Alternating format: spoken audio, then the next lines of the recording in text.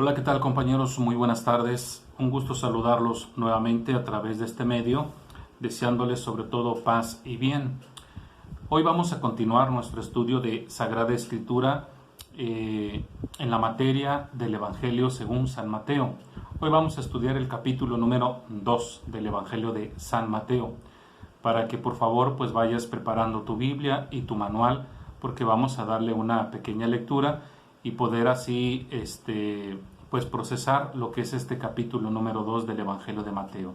Y bueno, pues como ya tenemos esa sana costumbre y esa devoción, pues vamos a hacer nuestra oración antes de iniciar nuestra clase, sobre todo pues pidiéndole perdón a Dios por aquellas faltas que ya hemos cometido y también agradecerle por todos los beneficios que hasta el día de hoy nos ha otorgado sin merecerlos.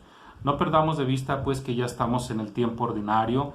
Hoy es miércoles 3 de junio de la semana número 9 del tiempo ordinario, y hoy la liturgia de las horas nos está sugiriendo la siguiente oración, lo cual les invito pues que en ese espíritu de recogimiento, en ese espíritu de paz, nos pongamos pues en oración. Decimos en el nombre del Padre, del Hijo y del Espíritu Santo. Amén. Escucha, Señor, nuestras súplicas y protégenos durante el día y durante la noche.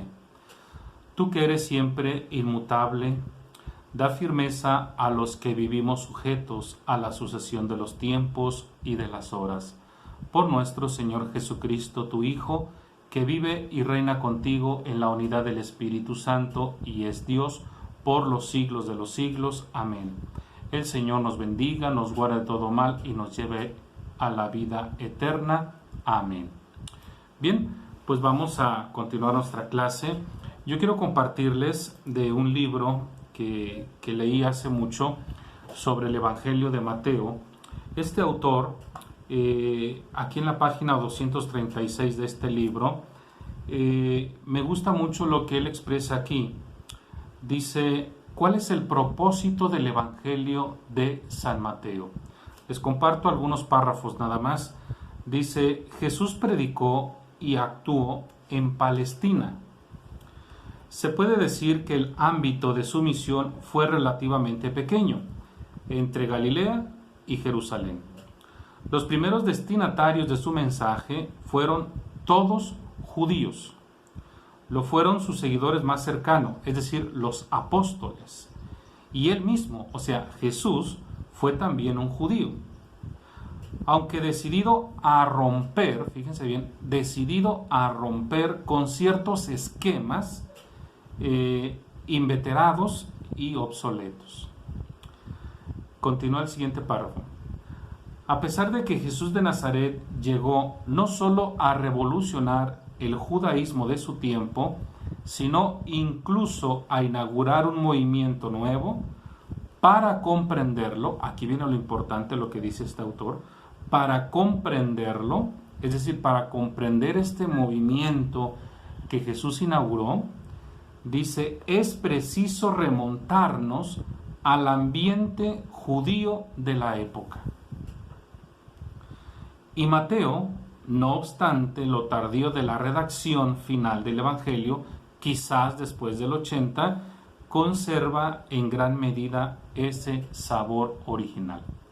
Bueno, lo que nos está diciendo aquí prácticamente este autor es lo que hemos venido insistiendo, que para todo texto hay un contexto. Nosotros estamos estudiando pues el Evangelio según San Mateo, y nosotros necesitamos transportarnos a aquella época para poder entender la intencionalidad del autor sagrado, qué es lo que nos está proponiendo. Y en el último párrafo de aquí nos habla de las inquietudes del autor sagrado que está proponiendo en el Evangelio. Por ejemplo, dice aquí rápidamente, dice, el objetivo del autor sagrado del Evangelio de Mateo, dice,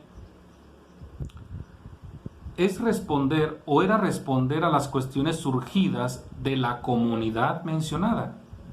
Por ejemplo, Estas son las preguntas.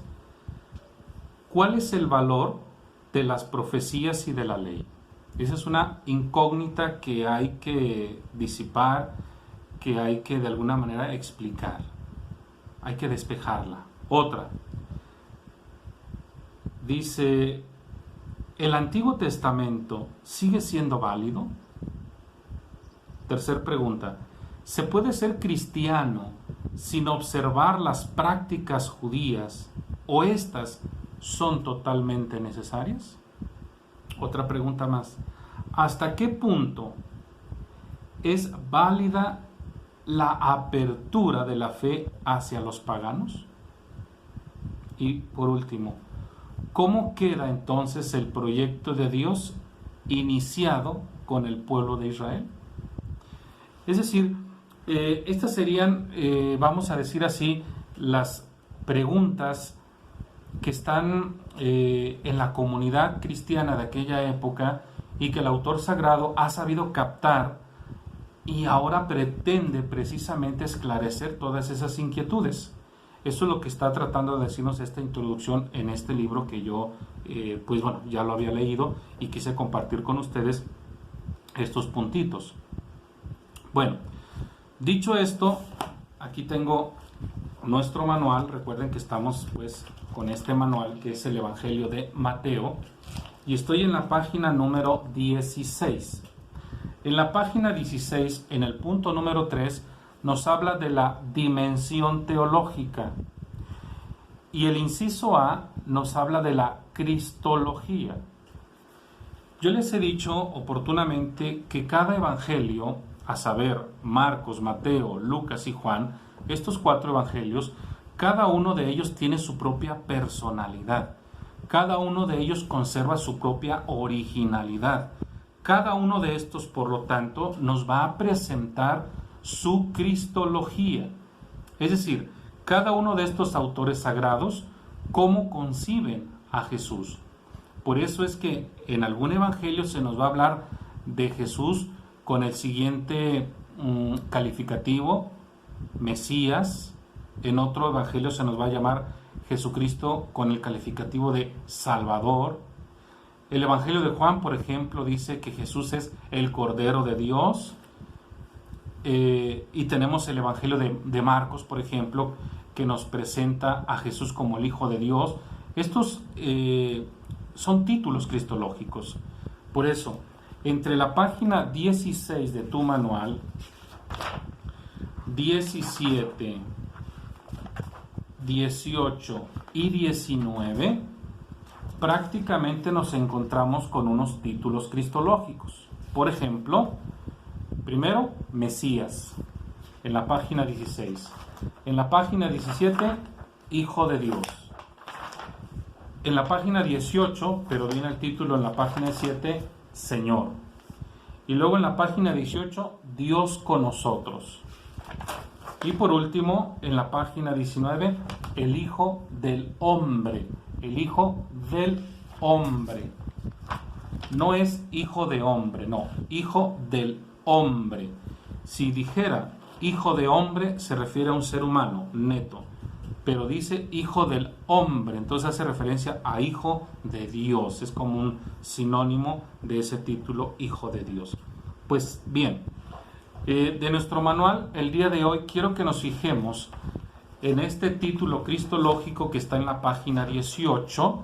En la página 18 dice Dios con nosotros. Vamos a leerlo. Dice: es claro que la inclusión literaria que engloba todo el Evangelio, capítulo 1, versículo 23, hasta el capítulo 28, versículo 20, está cargada de importancia teológica. Se ha observado justamente que nos encontramos en una interpretación cristológica de la fórmula del Antiguo Testamento. Para Mateo, en Jesús se realiza la presencia de Dios en medio de su pueblo.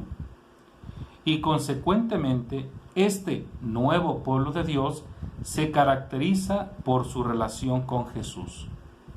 Es un tema importante en el que se profundizará más adelante. Es decir, el capítulo 1, versículo 23 y el capítulo 28, versículo 20 de Mateo son como una serie vamos a decirlo así, como es el marco en el que se va a desarrollar todo el Evangelio. ¿Y cuál es ese marco?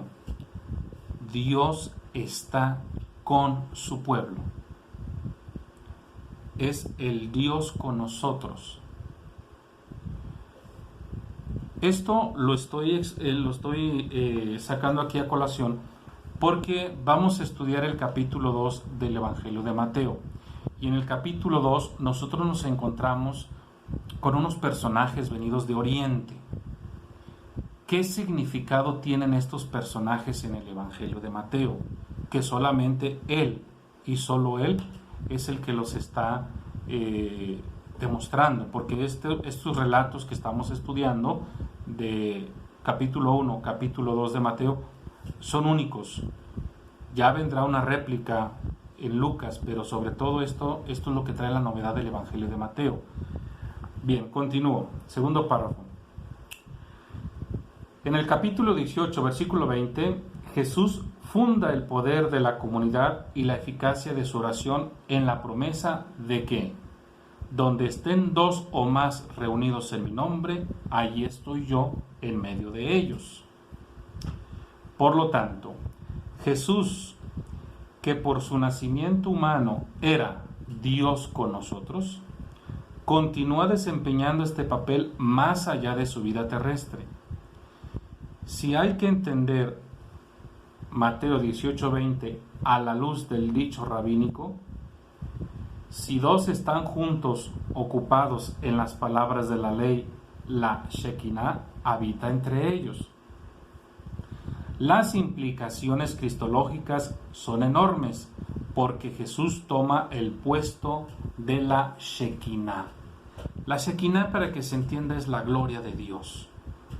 Eso es lo que se entiende en la cultura judía, la Shekinah, la gloria de Dios.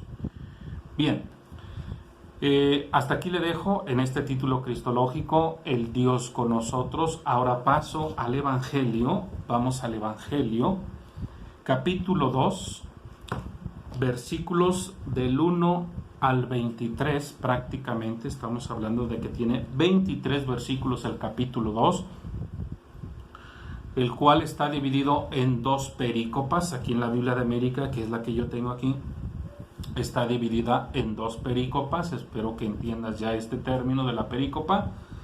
Y cada una de las perícopas está dividida en tres escenas, que es las que vamos a estudiar ahorita y las vamos a explicar. Vamos a comenzar con la primera perícopa, capítulo 2, versículos del 1 al 12. Dice así: Jesús nació en Belén, un pueblo de Judea, en tiempo del rey Herodes. Por entonces, unos sabios de Oriente se presentaron en Jerusalén preguntando: ¿Dónde está el rey de los judíos que acaba de nacer? Hemos visto su estrella en el oriente y venimos a adorarlo. Al oír esto, el rey Herodes se alarmó y con él toda Jerusalén. Entonces convocó a todos los jefes de los sacerdotes y a los maestros de la ley y les preguntó: ¿dónde tenía que nacer el Mesías? Ellos le respondieron: en Belén de Judea, pues lo dejó escrito el profeta. Y tú, Belén, tierra de Judá, ciertamente no eres la menor entre las ciudades principales de Judá, porque de ti saldrá un jefe que será pastor de mi pueblo Israel. Entonces Herodes, llamando aparte a los sabios, investigó con exactitud el momento en que había aparecido la estrella y los envió a Belén con este encargo: vayan e infórmense bien sobre ese niño, y cuando lo encuentren, avísenme para ir yo también a adorarlo. Ellos, después de oír al rey, se pusieron en camino, y la estrella que había visto en el oriente los guió hasta que llegó y se detuvo encima de donde estaba el niño. y al ver la estrella se llenaron de una inmensa alegría. Entraron en la casa, vieron al niño con su madre María y lo adoraron postrados en tierra. Abrieron sus cofres y le ofrecieron como regalo oro, incienso y mirra. Y advertidos en sueños que no regresaran donde estaba Herodes, regresaron a su país por otro camino. Palabra del Señor. Pues bien, esta primera perícopa del capítulo 2, como ya les había dicho, pues tiene 3 escenas. La primera es en la que aparecen estos sabios venidos de Oriente. La segunda escena, bueno, pues el protagonista es Herodes y toda Jerusalén. Cuando se habla de la toda Jerusalén, hace referencia sobre todo al judaísmo oficial, es decir, pues sobre todo a los fariseos, no tanto a los saduceos. Recordemos cuando estudiamos un poquito sobre la cultura judía, dijimos que había unas diferencias muy marcadas entre estos dos grupos, fariseos y saduceos. Los fariseos sí creen en la llegada, en la venida del Mesías. Los saduceos no creen en ello. Por lo tanto, aquí estamos hablando sobre todo a ese grupo de judíos, los fariseos, porque aunque el autor sagrado está siendo un tanto alarmista porque dice que toda Jerusalén, no precisamente que haya sido todos los judíos que rechazaron a Jesús, no, porque ya nos hemos detenido a explicar esto y hemos visto que hubo un gran número de judíos que siguió a Jesús como su Mesías. Esto dio como resultado que el judaísmo se partiera en dos, lo hemos explicado muchas veces. Sin embargo, bueno, sí, la segunda escena está dominada por la personalidad de Herodes. Y la tercera escena, bueno, pues es María y el niño. Llegan estos sabios y se encuentran pues con esta madre, con su niño, y le ofrecen algunos presentes. Que de alguna manera, bueno, se ha tratado de explicar el significado de cada uno de ellos, pero sobre todo aquí la intencionalidad del autor sagrado es otra. ¿Cuál es? En el Evangelio de Marcos, voy a tomar este texto, en el capítulo 11 del Evangelio de Marcos, cuando Jesús se encuentra, bueno, el texto dice que en el templo de Jerusalén. Voy a ir rápido al Evangelio de Marcos, para poder comprender lo que está diciendo aquí Mateo, pues tengo que ir a Marcos. Recuerden que cuando escribe Mateo su Evangelio, ya tiene, o al menos ya conoce el Evangelio de Marcos. En el capítulo 11, versículos del 15 al 19. Marcos, capítulo 11, versículos del 15 al 19. Dice: Cuando llegaron a Jerusalén, Jesús entró en el templo y comenzó a echar a los que vendían y compraban en el templo. Tumbó las mesas de los que cambiaban dinero y los puestos de los que vendían las palomas, y no permitía que nadie pasara por el templo llevando cosas. Luego se puso a enseñar diciéndoles: ¿No está escrito: mi casa será casa de oración para todos los pueblos? Aquí sería bueno que tú tomaras una pluma y subrayaras: para todos los pueblos. Está hablando en plural, todos los pueblos. Ustedes, sin embargo, la han convertido en cueva de ladrones. Palabra del Señor. Lo que tenemos aquí, en esta declaración de parte de Jesús, es, ese texto está tomado del profeta Isaías.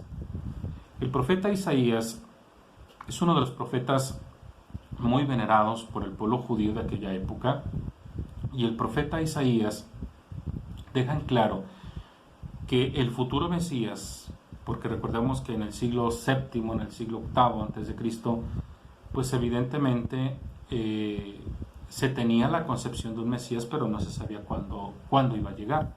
Por lo tanto, el profeta Isaías da a entender que la salvación para cuando venga el Mesías no es exclusiva nada más de un solo pueblo, sino que el templo tiene que ser como un albergue donde puedan confluir todas las razas humanas, todos los pueblos.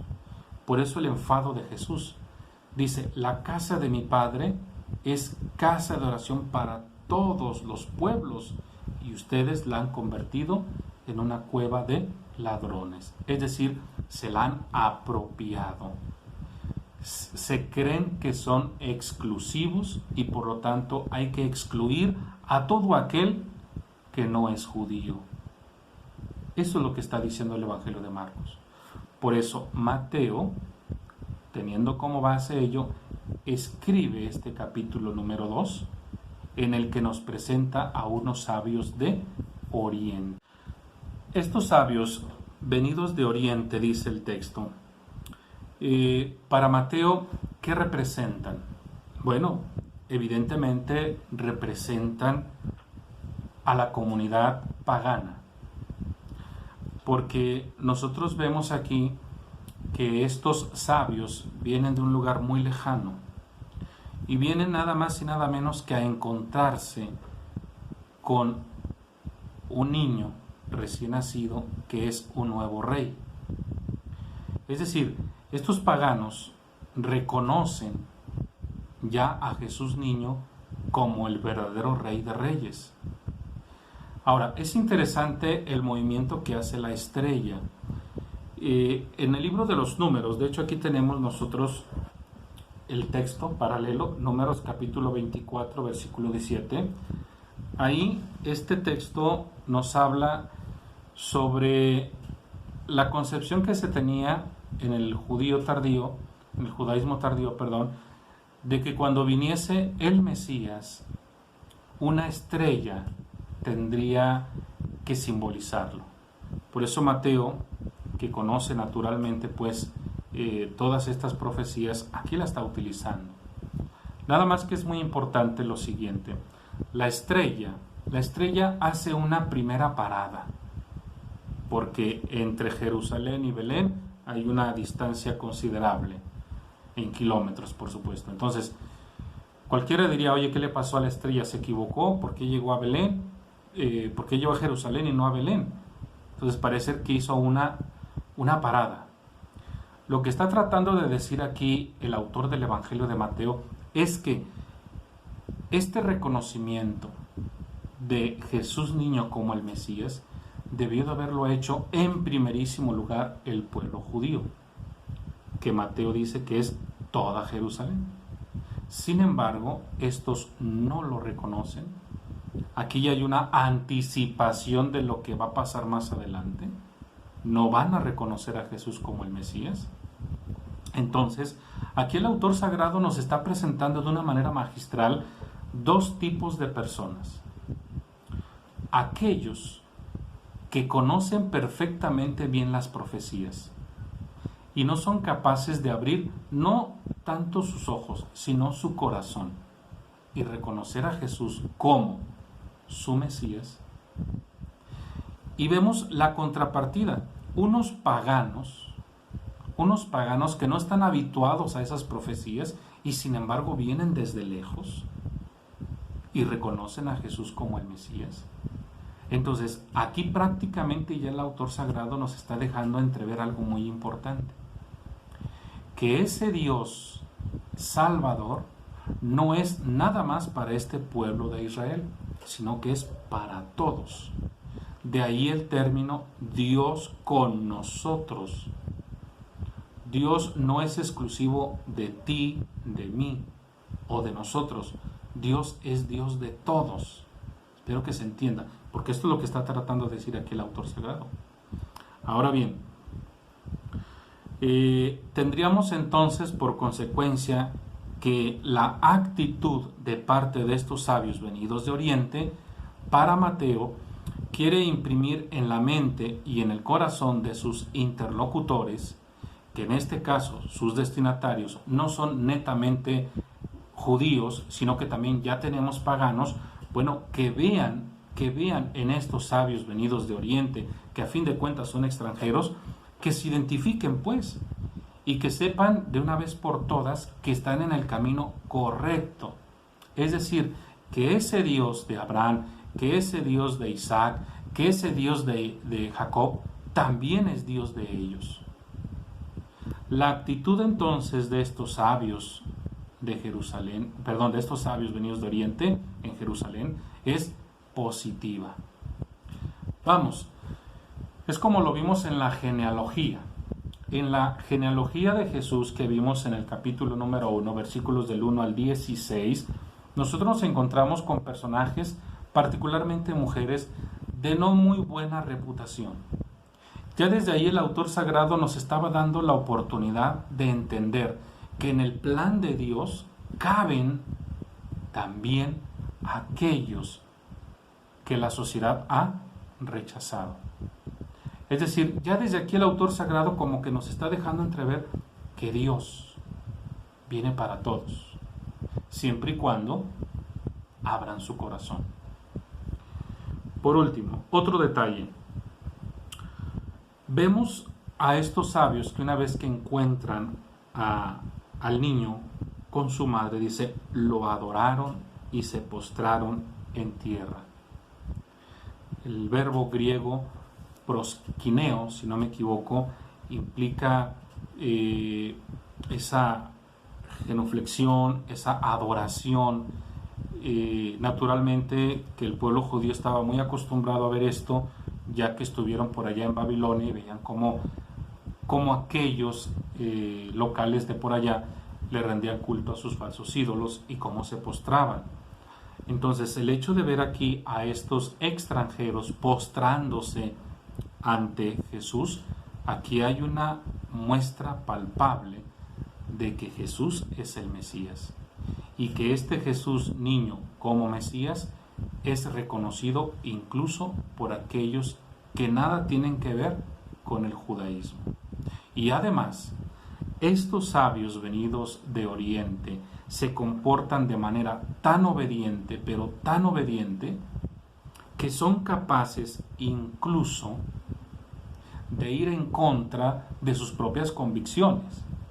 Porque si tú recuerdas en el texto, Herodes les dijo, vayan, investiguen y luego vienen y me dicen, para yo también ir. Sin embargo, dice aquí que advertidos en sueños, cuando hablamos aquí de los sueños, en el contexto bíblico, en el lenguaje bíblico, hablar de los sueños implica la acción de parte de Dios. Es decir, Dios está obrando y de alguna manera estos sabios de Oriente se convierten en protagonistas de la historia de la salvación.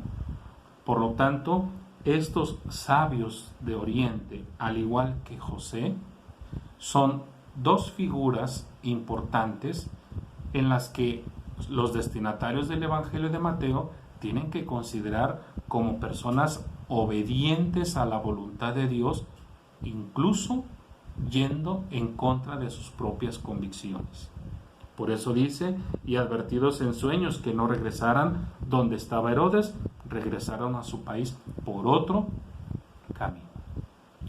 Bueno, vamos a la segunda perícopa, voy a leerla, capítulo 2, versículos del 13 hasta el 23.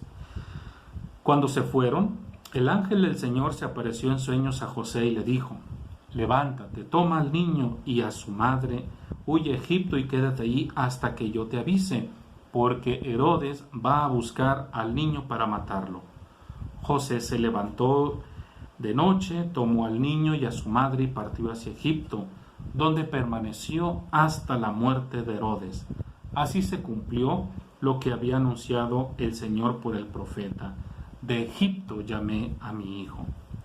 Entonces Herodes, viéndose burlado por los sabios, se enfureció tanto que mandó matar a todos los niños de Belén y de todos sus alrededores que tuvieran menos de 2 años.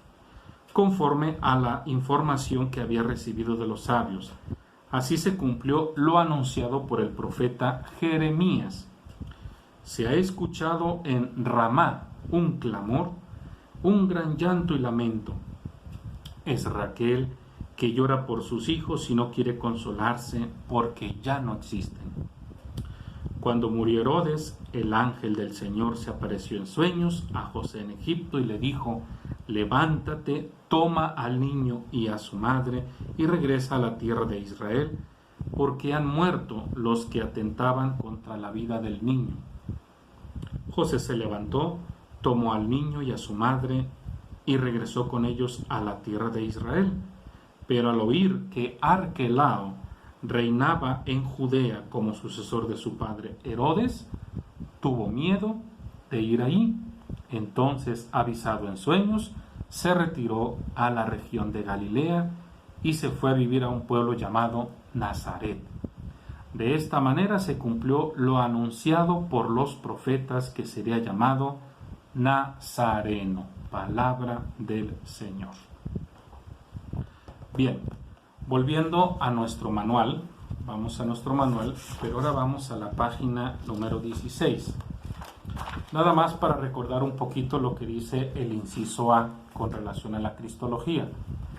Dice: el Evangelio tiene como finalidad primera enseñar quién es Jesús. Mateo descubre a lo largo de su obra los diferentes aspectos que integran la rica personalidad de Jesús de Nazaret.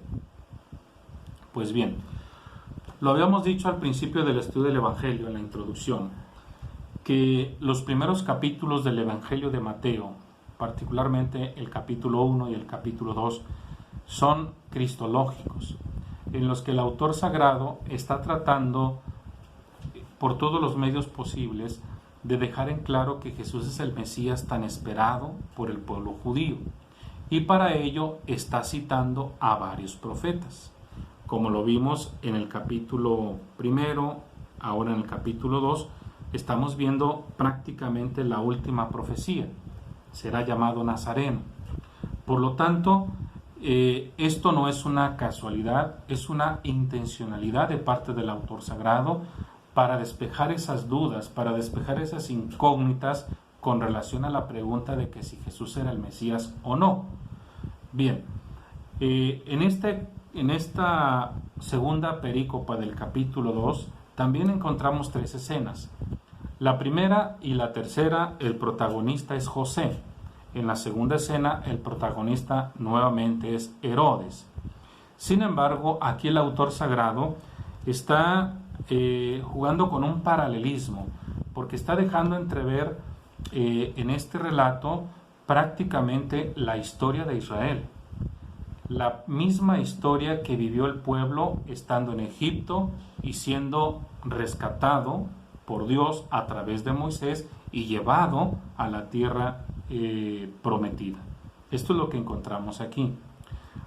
Por lo tanto, sobre todo para el autor del Evangelio de Mateo, quiere demostrar con esta persecución hacia Jesús niño lo que también le espera a la misma iglesia de Cristo, o la está viviendo, porque si estamos en el 80 después de Cristo, queda claro que la situación se presentó tensa en la persecución hacia los cristianos.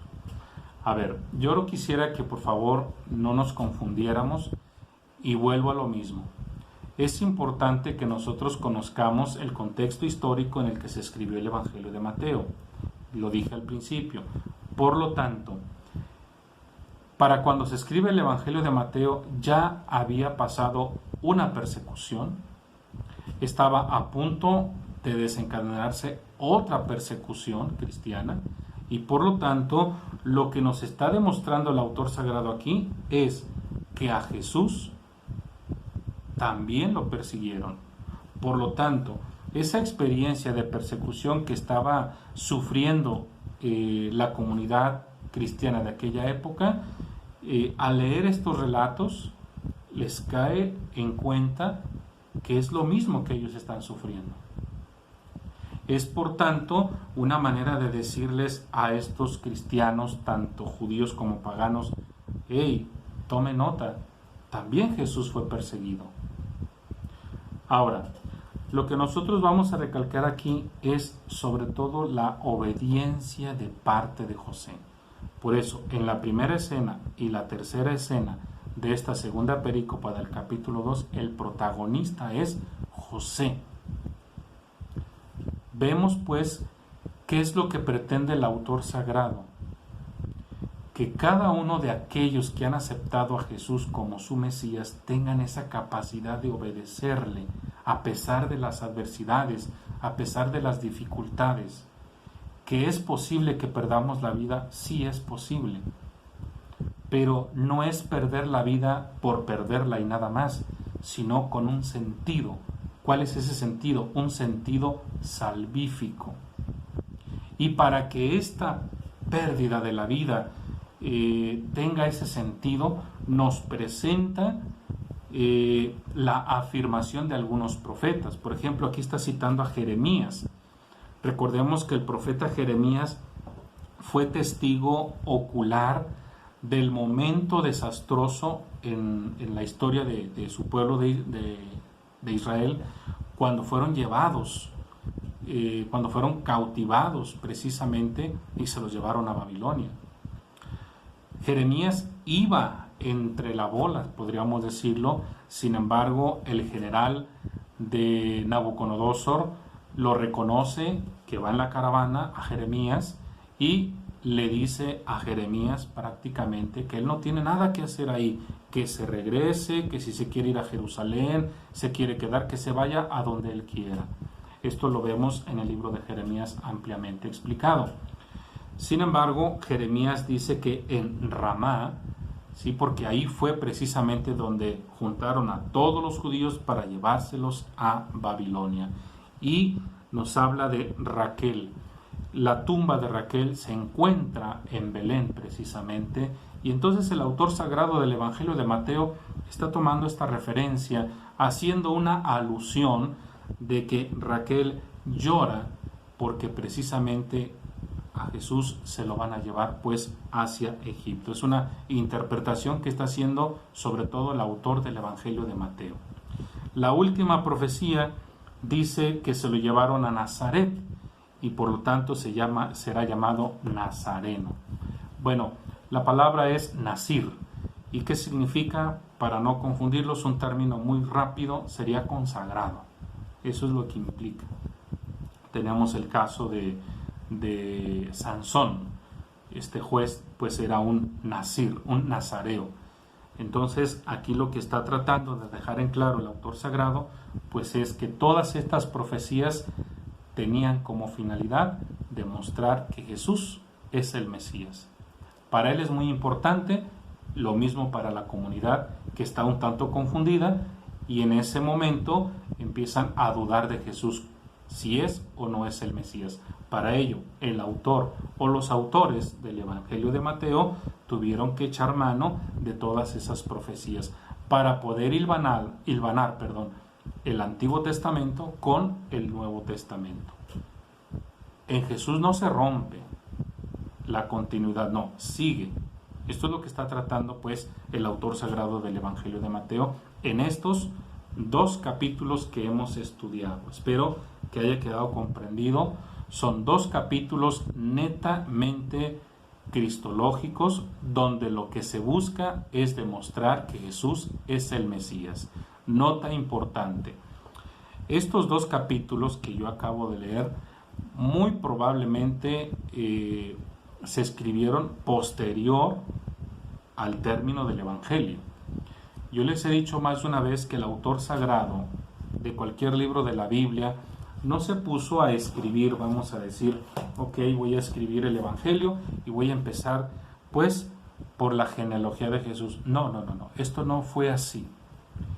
Estos capítulos que hablan de la infancia de Jesús muy probablemente se escribieron después de haber terminado todo el núcleo del Evangelio. Ahora se escribe la infancia de Jesús. ¿Por qué se escribe la infancia de Jesús? porque la comunidad a la que se dirige Mateo es una comunidad que tiene muchas dudas. Está empezando a desconfiar de Jesús como el Mesías. Es por eso que escribe estos 2 capítulos que hemos estudiado para demostrar que Jesús es el Mesías. Espero que se haya comprendido esto. Porque vamos a entrar ya al capítulo 3. Ya en el capítulo 3 pues vamos a encontrarnos en este escenario pues con Juan el Bautista. Aquí ya cambia totalmente el sesgo. Y aquí sí, a partir del capítulo 3 nos vamos a encontrar con elementos propios de Mateo, pero también de la llamada Fuente Q y del Evangelio de Marcos. Lo que yo leí hasta el versículo 23 del capítulo 2 prácticamente es exclusivo de Mateo. Ya a partir del capítulo 3 en adelante vamos a encontrarnos estos relatos mezclados. Fuente de Mateo, la fuente Q y el Evangelio de Marcos. Pero eso lo vamos a ir precisando más adelante. Bien, pues hasta aquí dejamos el estudio del Evangelio de Mateo. La próxima semana continuaremos ahora con el capítulo 3 y el capítulo 4 del Evangelio de Mateo. Muchas gracias por su atención. Cualquier duda, cualquier comentario, por favor, háganmelo saber a través del chat. Nos vemos en la siguiente edición. Gracias.